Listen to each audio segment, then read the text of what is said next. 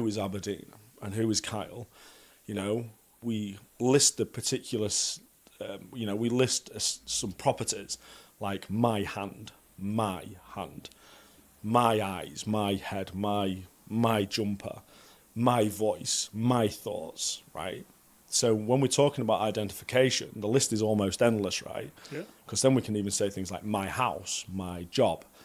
And we attribute all these things outside of us and inside of us, thoughts, to our identity, right? So my thoughts.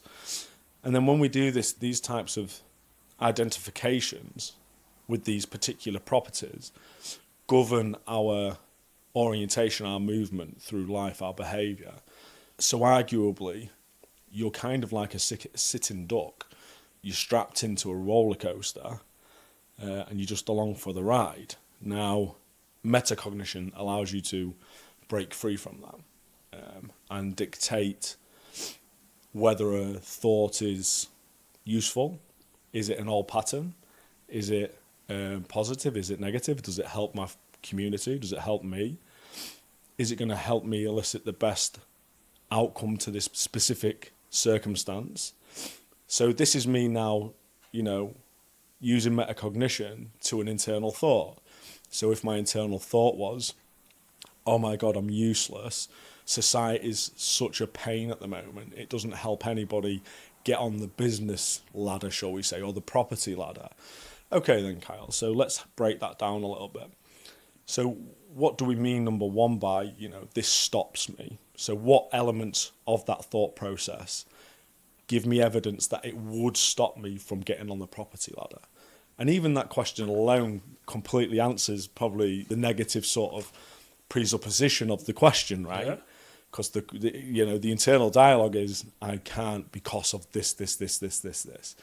So then when you break down, you say, right, let's look at the evidence. Yeah, you might find evidence currently, current social situation, the economic situation.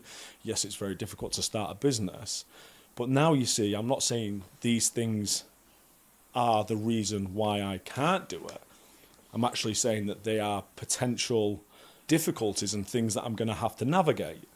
So I'm almost immediately ameliorating myself of those limitations because I am using the metacognitive, principle of looking at that initial thought and then stripping it back. It's like an information reduction. Let's look at it from an information reduction perspective. When we're looking at human performance, we look at something called information reduction. So if I had a number, 56 for an example, metacognition is the information reduction. So how did we get to 56? How many different pathways could have got us to 56? So we could have said, right, sorry, my maths is awful, but you can break the sum down, and you can break the sum down a multitude of ways, right? Uncountable ways. Uncountable ways. But initially, the first thought is 56. Yeah. Or I can't do this because of this.